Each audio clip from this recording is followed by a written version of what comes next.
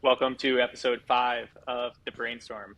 I'm Sam Korus. I direct the autonomous technology and robotics team at ARK Invest, joined by Nick Grous, who's one of our associate portfolio managers. Today, we are talking threads. That's the big one.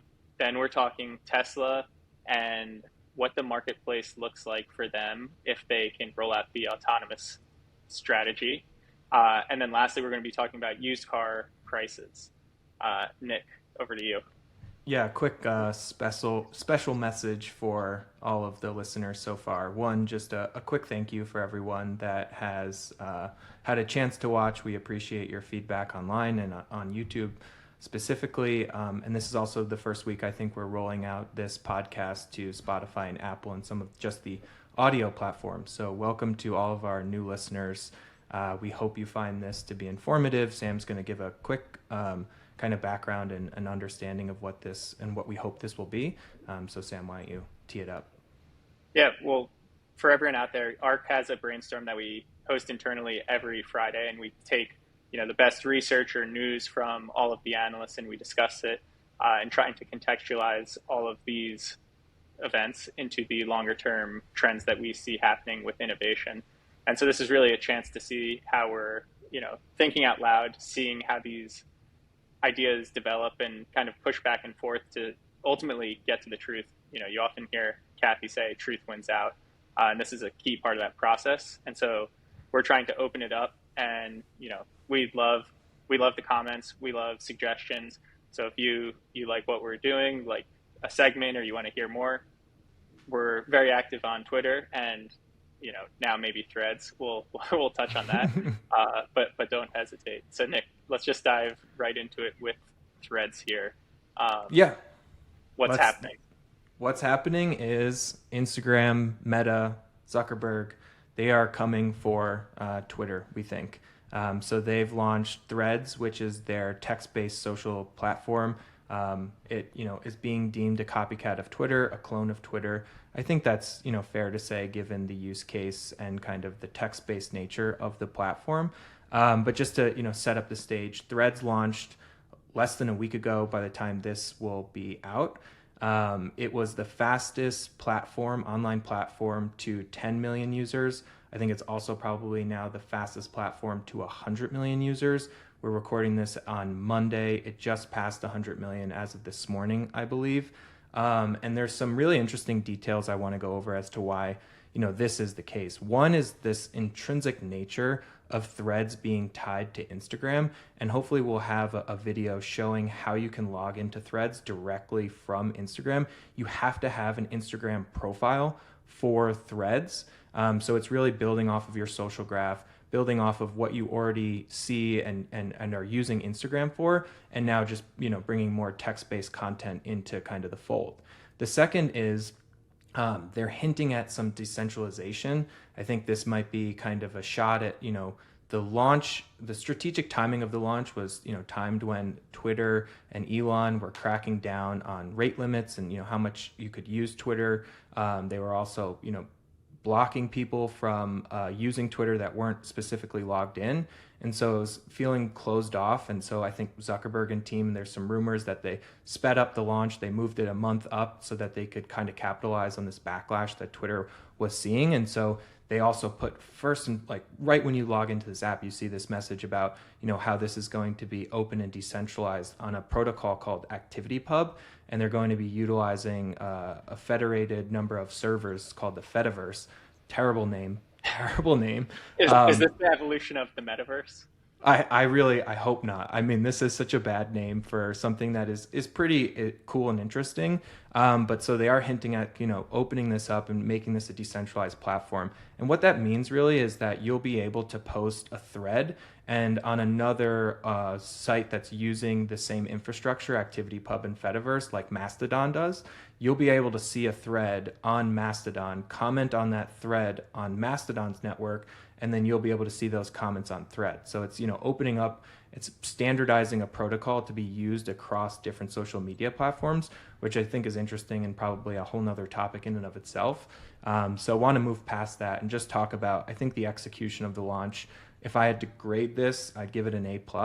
And so now the question is, what happens next? Are we in kind of a moment where this is going to be, a Snapchat story killer when they rolled out stories and it kind of just ate away at all the market share from Snapchat stories? Or is this a Reels moment where they launch Reels and it doesn't really do anything to stop kind of the dominance of TikTok? That's, what I'm starting to think about now. And we don't have a clear And answer Nick, yet. how important is the user number here? Because one of the things that we were discussing back and forth is, right, the second fastest growing social platform of all time was Google Plus, which, huge belly flop, I would say, right? They took, oh, you've got a great social graph because, the people you email are the people who you want to be talking to anyway. Those are the people you're communicating with.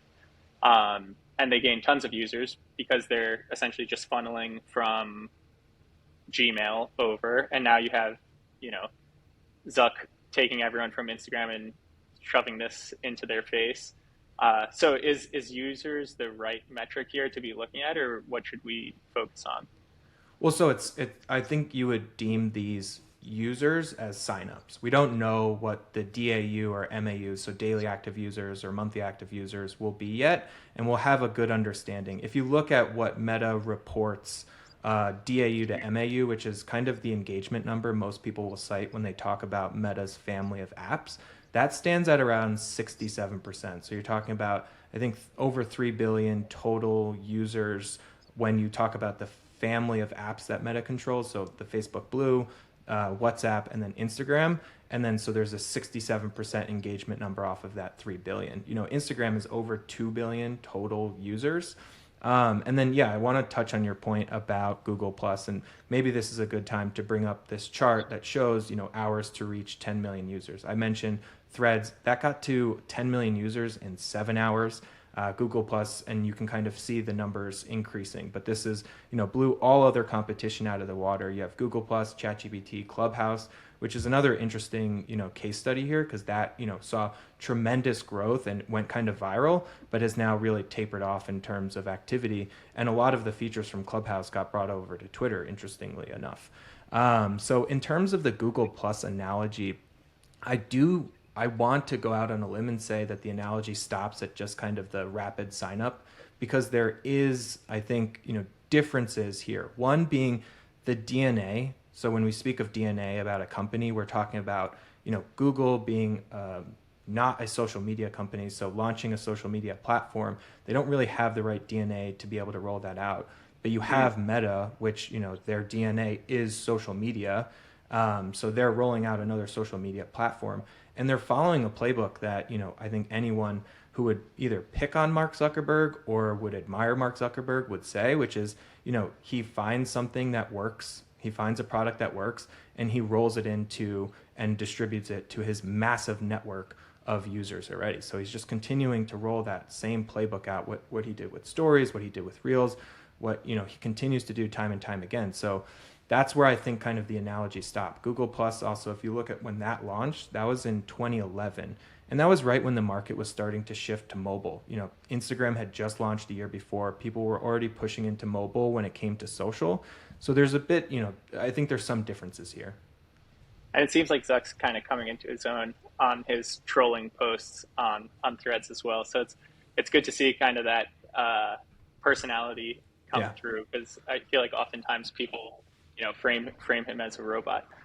One thing that I want to ask you, because I've had many conversations about this even since Friday, and I still don't know where I fall on this, is, right, the media is just framing this as zero sum, Twitter versus Threads. It's easy to do. You've got Zuck and Musk, ramping up to a potential fight in the Coliseum between the two. So it's easy to pit these two against each other. But is that the reality here? Like, isn't there a world where Threads kind of thrives on its own and it's like one to many and it's great, they can monetize it, it's way better than the comments section on Instagram for communicating to your audience, but maybe breaking news still happens on Twitter, and it's like those are two separate businesses? Or is this really a zero sum, one versus the other? Yeah, I'm not entirely sure I have like a yes or no answer to that yet. But I'll try to give some factoids here. One, I think if you look at the use case or how Instagram and Meta are trying to highlight Threads versus Twitter, they want this to be a place that is positive. Oftentimes people will label Twitter as negative. So they want this to be a place of positivity. I don't know how much they can really control that without going too far in the other end of censorship. But then you also look at Adam Mosseri. He's the CEO of Instagram. I probably just butchered his last name, but he was talking about, the use cases that he and the team want Threads to be used for. And the first one he lists off is sports, then he goes into fashion. He talks about all of these kind of sub communities, but what he explicitly highlights is they're not going to do anything to encourage what he deems as hard news and politics. And so I think that oftentimes is what Twitter is used for. Like, you find a lot of breaking news on Twitter happening before it reaches any other platform. And that's really like, when I use Twitter, I think that's kind of my fundamental use case. It's like I go to Twitter to find what's breaking, and I want to know, the story before everyone else does. And so I think if Twitter can hold on to that, they will still maintain a ton of users. And I think there will be differences just because of kind of the stigma around Meta and Threads versus Twitter and the way that they're positioning the platform, which is freedom of speech, right? So they are going after, and I think the market can support two platforms. The question I have is, when you listen to Musk talk, he wants this to become an everything app. And if you have a competing app there with, the same amount of users, how much does that impede the success or likelihood that you're able to reach the everything app? I think that's the difference. Like, I don't think Twitter, just slowly dies from this. At least not right now, given what we're seeing and how they're being, they're being used. But, I think it's less zero sum. So if I had to give an answer after that long-winded kind of explanation and my thought process, I would say I think it's less zero sum, but it does potentially cap the total opportunity that Twitter could go after, because you still want to be used for those sub communities, right? Like, what happens if Threads just becomes the go-to place for sports, fashion, entertainment, and then all of that activity falls off Twitter, but it's still used for news and politics? That's still very important to have out there. But does it limit its growth opportunity in the future? I think it absolutely does. But those are things we can't really say will happen, like, definitely yet today. Like, it's just, we're talking about, it's only been out for 7 days. It's not feature complete. They rushed the launch, right? So there's not a lot that you can say like apples to apples in terms of features. It's just like they put out the most like MVP type of like minimal viable product they could have to get that number. And I think it was really just to hop on the strategic opportunity that Twitter, kind of allowed for with kind of the backlash around the news I mentioned previously. All right, so we're gonna have to wait and see. But Wait Nick, and just see. quick question here. It's like, just trying to think through this. Instagram to me is a fake place. It's like everyone, I think, right? Everyone claims it's a fake place. That's why you've got depression spreading and people just post the happy moments, whatever. It's like Twitter is almost too real of a place, right? Twitter, you have it's like no one's pretending to be great. Like, maybe you have some of those people. You've got like, oh, okay, here's the thread of how to make $1 million using ChatGPT. But how do you actually make a social network in text based off of kind of this fake nature of um, Instagram? And to me, that's kind of like what makes it hard to compete with Twitter in what Twitter does. And that's not to say, obviously Instagram is huge. It's much bigger than Twitter. So there's a big market for fakeness, and Threads can probably amplify that even more. It just seems very, very different. Yeah, I think it's a good question. And I think, kind of what you're pointing towards is when you build another social media network off of a existing social graph that has been used on another social media. So just building threads off of Instagram, how do you delineate the use case between the two? And I think, one interesting point we didn't talk about, there's a good chance Threads takes time, not just away from Twitter, but also Instagram. And Instagram is, a cash cow for Meta, right? Like, that is the golden goose for them right now. That's what drives a significant percentage of ad revenue for them, and they're just starting to monetize Reels. And now they have this, new app that's intrinsically tied. Like, I think that's really important to understand here, like how tied these two are. There's buttons on both Instagram and Threads that just toggle right between the two apps. You can see the user count. Like, if you were user 100 million, you'll see that now on your Instagram page. And if I click on that 100 million tag on your Instagram page, I'm taken to your Threads page. So there's like an intrinsic tie between these two. And to your point, like, building off of that social graph, am I just going to see the same type of content on Threads? And then do I just get bored? And, because it's text based, and some, for me specifically, like, video and photo is just much more entertaining. So why would I spend, time on Threads when I can just see the same type of news? I think what will have to happen is people will have to cater the audience and the people that they follow on Threads over time.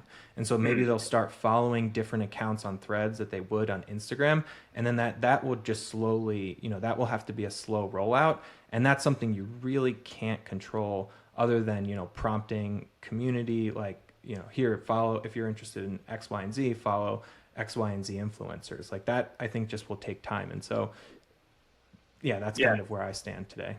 Yeah, and I think Andrew Kim, actually the associate on the web team, put it well, where it's Instagram is perfection and sexy, and then maybe Threads opens up and allows people to be relatable and vulnerable, and so you Yeah. could kind of have that balance there. All right, Right. but we've unraveled this thread long enough. That was Uh, fun. thank you. On to the next topic here. We're talking about Tesla, ride hailing, autonomous, and take rates. And so, I say take rate, but that just means the cut of gross revenue that they could take for an autonomous service. And so historically, ARC's postulated that autonomous taxi platform could take roughly 60% of gross revenue at commercialization. And that, to give context, is roughly double Uber and Lyft's 20 to 30% there. But the reason we're talking about this is there is a piece out here. I believe his name's David Hock. Let me see his actual name, Hockenmeyer, and he released a piece on framing of take rates and marketplaces and what you can charge. And so I'm pulling up a chart here, and I'll just talk through it. And essentially, the very high level message here is the more you do, the higher the take rate you can charge. So if you're just doing lead gen for a marketplace, and he throws Zillow into this, maybe it's a 5% take rate. For the next level up, which is checkout marketplaces, where you're handling bargaining costs, right? You're agreeing on a price and handling search. You get eBay and Etsy in that. That's roughly 15%. If you then go to managed marketplaces, this is like Airbnb, where you're not just doing pricing and search, but also enforcement costs. So if something goes wrong, you're taking care of it, like Airbnb, that's up to 25%. And then the highest level that he has framed here is these heavily managed marketplaces.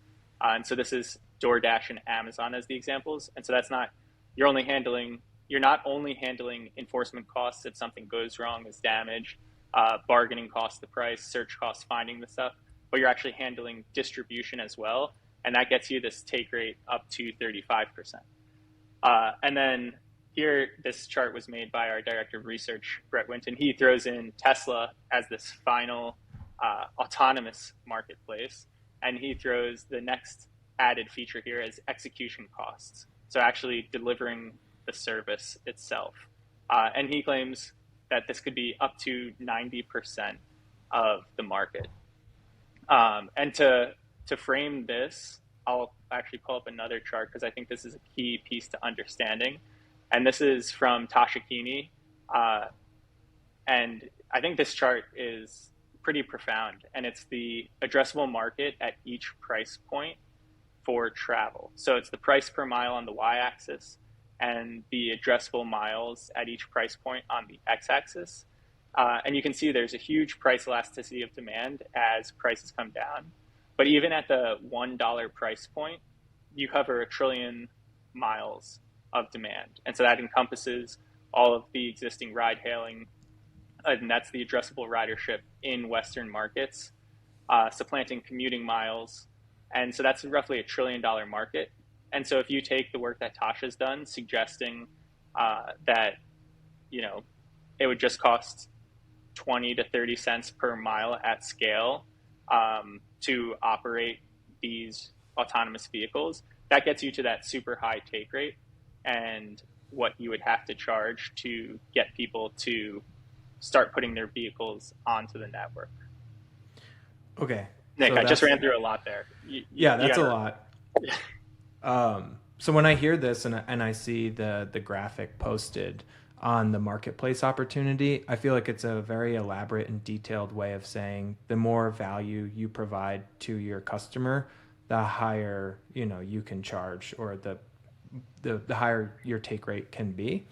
And then I start to wonder, or the question is, once you get past a certain take rate, when does the opportunity become more attractive to just in-house and offer a direct service, vertically integrated service, versus running a marketplace and allowing for third party?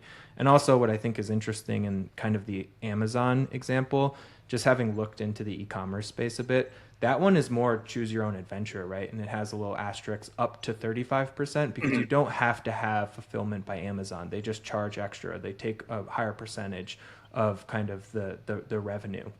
And so I think that is also kind of interesting to think about in these examples. But I guess my question to you is, like, when do you, or like if you're Tesla, when do you say, okay, if we can get 90%, right? That's what Brett is suggesting in his graphic. Why wouldn't we just, you know, go after the other 10% and just run this as a vertically integrated, you know, ride hailing app? and I think this gets into the rollout strategy for Tesla, which is still up for debate. Obviously, they haven't done it yet. Um, and so, you know, they've said they want to continue to sell vehicles, in which case you need to offer some incentive for people to lease out their vehicle as opposed to just drive it personally. I think that changes, right? There could be a point in time where Tesla just says, nope, we're no longer selling vehicles to individuals. It's more valuable for us to just produce them and put them right onto our network. We're not, you know, we're not at that point, but that's kind of that distinction that you're talking about. And that's also one of the caveats here, right? 90% is incredibly high. And so, you know, that's right. That's very aggressive. So, right. Maybe you actually need to offer people more money to join the network and lease their vehicles out. You know, because it's cost per mile, which is based on vehicle utilization, it's probably lower in the early stages of autonomous. And so take rates could be lower. And then there's also this other element, you know, if there are other competitors in the market, you know, take rates probably scale down as time goes on and more people enter this market, or if you keep lowering costs to address that larger opportunity beyond the $1 price point. Right. And then, you know, a last one, I think in New York, they're talking about this now, is congestion taxes. And so if, you know, municipalities start charging congestion You got it. taxes, thanks, You uh, got it. then that could also change the structure there. Yeah, I would think, you know, when you talk about rollout strategy for what Tesla may do, they have to reach density in certain markets. So, you know, having enough ride hailing cars to be able to service the demand. And so I think an interesting strategy may be you forego some of that take rate. Like, let's say they can get up to 90% over time. Maybe you forego that to seed the market so that, you know, people with Teslas are willing to put their cars on the road for this service, but then you slowly build up your own vertically integrated or owned and operated, you know, network of Teslas. And then that's kind of how you slowly seed the market and steal it kind of from yourself, or you steal it from the marketplace. And then it just becomes a vertically integrated solution. But yeah, time will tell. We don't, again, we're debating things that we can't debate with both Threads and Twitter, but we're just kind of pontificating on what may happen. Yeah, and you know, I think this was probably mentioned earlier in the hype cycle for autonomous was, you know, you have players like Hertz who are used to managing fleets. They can handle the vehicles, they clean them, you know, know how to manage a fleet well. And so, maybe they are ones who step in. They already have a huge fleet of vehicles from Tesla that they're purchasing. So there's a lot of ways this can play out, and I think it's something that we'll actively track and continue discussing as full self-driving and Tesla continue to roll out these updates. Yeah, and I think the next Tesla news item we discuss on here, we should bring Tasha into the fold because she always, this is her uh, core competency, and It's she true. would provide a She's done. ton of excellent advice, and I think she would add to the debate. So let's jot that down. Remember to bring her on, and we're not short of Tesla news, so I'm sure it'll probably end up being like next week or something. All right, and then staying on the auto front here, this actually just came out on Monday, July 10th, and this is the Mannheim used vehicle value. And so it's continued to fall. It's actually declined. What was the actual decline here? 4.2% in June from May. So that brings it down 10.3% from a year ago. You can see this chart up here. It essentially looks like a little head and shoulders and potential to decline here dramatically if you're just looking at the chart. I think this is the second largest decline they have on the books. But what's interesting here is, this is where our opinion differs from Mannheim and Cox Automotive. The Cox Automotive economic insight team is expecting used vehicle prices to be down just 1.1% in December on a year-over-year basis. And we actually think that this has the potential to continue declining pretty dramatically. And it's very hard to say in the short term what will happen, but just to kind of frame it on a long-term perspective is you have this transition to electric and to autonomous.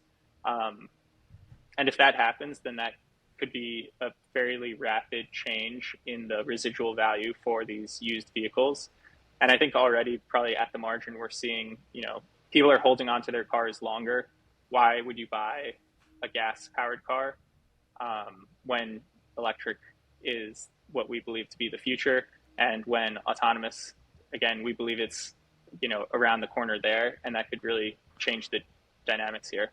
Well, and if you have to sell your car, you theoretically have to purchase a new car unless you're going without one, but you also then have to refinance at a much higher rate. So I'm sure that is getting into this a bit. My one question, and this is just point of clarification, this is wholesale, right? And so what is that compare? Because when I'm thinking of, car sales, I'm thinking of going to a dealership or, purchasing a Tesla online. That's not what this is, dealer to dealer, right? Yeah, and I'll just read this from the Mannheim website, so it gives everyone a good perspective here. Mannheim, it's a measurement of wholesale used vehicle prices. It's independent of underlying shifts in the characteristics of vehicles being sold. And so this is often a early indicator relative to what is seen in the retail used market. So that you can think of it like that. This is not what's happening in the retail market right now, but typically is the leading indicator. And then I think it's not independent either, right? Like used vehicles are tied in with new vehicles.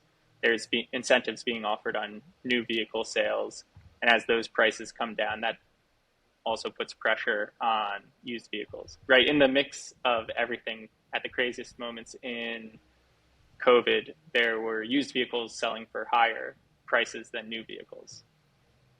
And so what is the lead through to retail? Because I saw one tweet, which I thought was interesting, and I shared this with you before, but the tweet, and we'll pull it up for those watching on video, but it reads, new month, new record, $1,000 monthly payments aren't going anywhere. Nearly 1 in 5 consumers who financed a new vehicle in Q2 2023 committed to a monthly payment of $1,000 or more, an all-time high. Absolutely wild. That's the full tweet. I didn't add the absolutely wild. Yeah, well, so that again, that's talking about the new vehicle market. This is the used vehicle, and so obviously they're tied. But this is a better leading indicator for the used retail market Got as it. opposed to the new. But I think other things worth thinking back when we're looking at it is if you look at how people buy new cars, a lot of it is driven by used car trade-ins. Hmm. So, that's an important factor, right? You go in, you say, okay, what's this worth? I don't know, maybe it's worth like $5,000. That's great. That allows you to buy a new car, works out. And so if you look at all of the value of used car vehicles, that's like $1 trillion that is on consumers' balance sheets. And so if those, depreciate faster than people expect, then that's a huge hit to people's purchasing power for new vehicles as well. Um, and so those two markets are pretty closely linked here. And I've been surprised myself just how long the craziness has lasted in the used and new vehicle market. And so this is something that, we're watching closely. I think our expectation at ARC is very different from consensus. One, we think electric and autonomous vehicles are happening faster than consensus. And so that's a big part of the driver there. All right. Well, I think that was a great show. And again, thank you to everyone that has been watching us. We, again, appreciate the feedback. Please keep it coming. We want to cater this show towards, what works and what everyone enjoys. And again, welcome to all of the new listeners on Spotify, Apple, wherever you're listening to us. We thank you. I know, and I apologize. Nick sounds great. He's got the microphone. I was visiting my grandfather, and I left the microphone there. So I'll get it back. Don't And the worry. microphone, we decided to get microphones from a comment someone posted on our previous video. So thank you for bringing that to our attention. We thought we just sounded great with the AirPods, but now we sound exceptional, except for Sam this episode. All right. We'll see everyone next week for episode 6. Thank you.